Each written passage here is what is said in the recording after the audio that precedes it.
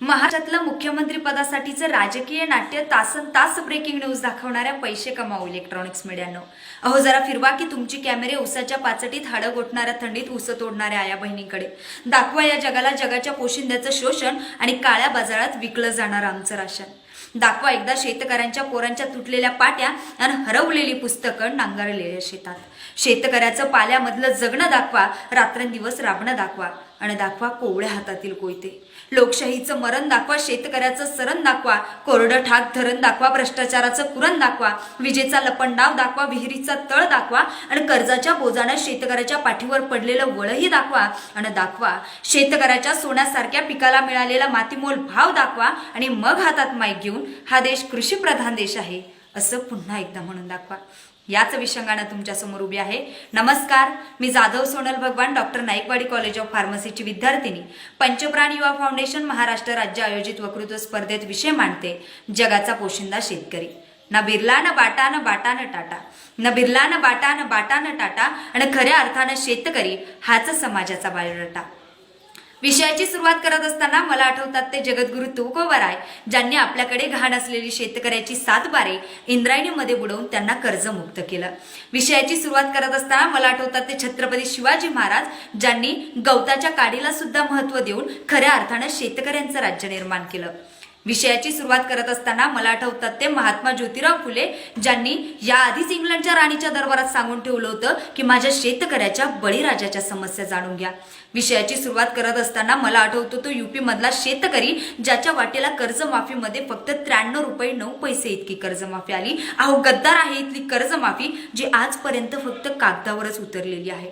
Sir मला आठवतंय आमच्या गणिताच्या पुस्तकात आम्हाला एक प्रश्न असायचा की शेतकऱ्याच्या राम्यानं अमुक अमुक व्यापाराकडनं अमुक अमुक दराने कर्ज घेतलं आणि तेच कर्ज तो शेतकऱ्याचा राम्या त्या व्यापाराला 2 वर्षानंतर किती टक्क्यासहित परत करेल. परंतु महोदय, आम्हाला असा प्रश्न कधीच आला नाही की अमुक अमुक व्यापारानं शेतकऱ्याच्या राम्याकडनं अमुक अमुक दराने कर्ज घेतलं आणि तेच कर्ज तो व्यापारी शेतकऱ्याच्या राम्याला 2 वर्षानंतर किती टक्क्यासहित परत करेल.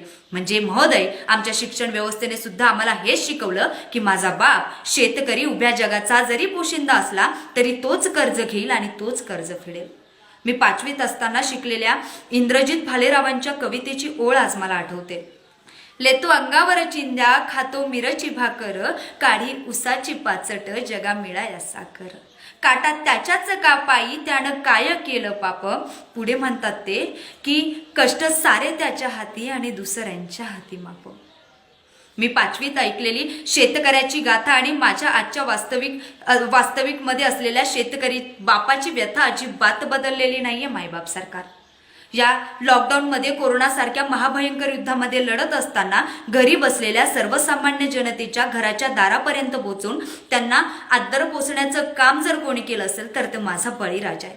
आपण डॉक्टरांचे आभार मानले, पोलिसांचे आभार मानले, ऑन ड्युटी सर्व शासकीय कर्मचाऱ्यांचे आभार मानलेच पाहिजे. परंतु एकाला मात्र आपण जाणून विसरलो. शेतकरी. होय, शेतकरी. कोरोनाला राष्ट्रीय आपदा मानून सहखुशीने पीएम फंडमध्ये पैसे योगदान करणाऱ्याचे आपण कौतुक केले. परंतु आपल्या 3 एकर शेतातून गोरगरिबांची 1 महिन्याची सोय व्हावी म्हणून 1 एकर शेतातील उत्पन्न दान करणाऱ्या साताऱ्यातील शेतकऱ्याला मात्र आपण विसरलो. आता ही कोरोनाची कथा आणि माझ्या बापाची व्यथा संपेल का हा चिंतेचा प्रश्न बनलाय. अहो विकासाचा नारळ फोडण्यासाठी तुम्ही आमच्या जमिनी वापरल्या, मात्र खोबरं तर तुम्हालाच मिळालं आणि आम्हाला मात्र घोटभर पाण्यासाठी सुद्धा रडावं लागलं. ही इथली आमची खरी दयनीय अवस्था आहे. 1918 साली डॉक्टर बाबासाहेब आंबेडकरांनी small holding in India in their remedies नावाच्या पुस्तकातून लिहून ठेवलं होतं की जोपर्यंत शेती क्षेत्राला औद्योगिक दर्जा प्राप्त होत नाही आणि शेतकऱ्याच्या मालाला भरीव स्वरूपात भाव मिळत नाही तोपर्यंत शेतकऱ्यांचा विकास होणार नाही. 130% लोकसंख्यापैकी 56% लोकसंख्या ही कृषी क्षेत्रावर आधारित असून 30 ते 35% शेतकऱ्यांचा आत्ताच्या येणाऱ्या कृषी कायद्याला विरोध आहे. दुर्दैवाची गोष्ट अशी की आज सरकार आणि शेतकरी यांच्यात थेट आम्हाला संघर्ष बघायला मिळतोय. म्हणजे यूपी बिहारमधून सुरू झालेलं आंदोलन आज पूर्ण भारतभर पेटून उठलंय. गेलेल्या लोकसभा आणि विधानसभा सुद्धा त्याच्याच नावानं गाजल्या होत्या, म्हणजे आमचा इथला शेतकरी. मित्रांनो, राजकारणाचा कुकर, त्यातून येणाऱ्या आश्वासनाच्या शिट्ट्या आणि त्यात शिजणाऱ्या भ्रष्टाचाराच्या खिचडी मुजे खिचडीमुळे माझ्या शेतकरी बापाचे पोट आजपर्यंत कधीच भरू शकलं नाही, ही इथली दयनीय अवस्था आहे. अहो बोलायचं नाही का?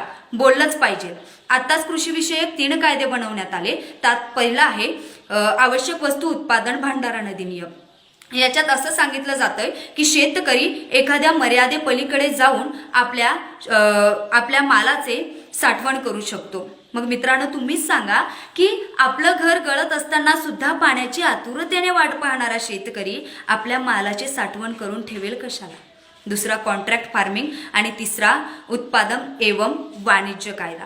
या तिन्ही कायद्यांचा सखोल अभ्यास केल्यानंतर अशा लक्षात येतंय की या तिन्ही कायद्यांचा फायदा शेतकऱ्यांपेक्षा व्यापाऱ्यांना जास्त होतोय. मग तुम्हीच सांगा मायबाप सरकार, हे कायदे खरंच शेतकऱ्यांसाठी आणले की व्यापाऱ्यांसाठी? आणि या कायद्याची मागणी कधी शेतकऱ्यांनी केलीच नव्हती. त्यांना तर फक्त आपल्या घामातून आपण मिळवलेल्या उत्पादनाला योग्य दर मिळवून देणाऱ्या स्वामीनाथन आयोगाची आशा होती. मग लोकशाहीमध्ये राहण्याचा अधिकार तुम्हाला आणि आम्हा शेतकऱ्यांना सुद्धा आहे. मग आम्हाला विश्वासात घेतलं जावं की नाही?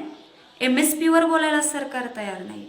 मरते हे किसान मरने दो, सुशांत थोडी नाही. और उजड़ते हे खेत खलिया उजड़ने दो, कंगना का मकान थोडी नाही.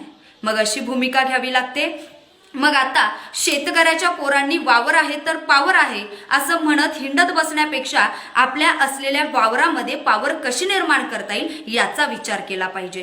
तंत्रज्ञान नावाच्या बंदिस्त शब्दाला आपल्या बापाच्या बांधापर्यंत पोहोचवून खऱ्या अर्थानं विकासाला सुरुवात केली पाहिजे. गंगा की कसम यमुना की कसम ये ताना बाना बदलेगा, रावी की रवानी बदलेगी और जोश में अगर होश होगा तो जालिम का जमाना बदलेगा. कुछ तुम बदलो कुछ हम बदले, आओ मिलकर किसान की जिंदगी बदले. मग खऱ्या अर्थानं आपण म्हणू शकतो की माझा बाप शेतकरी, उभ्या जगाचा पोशिंदा.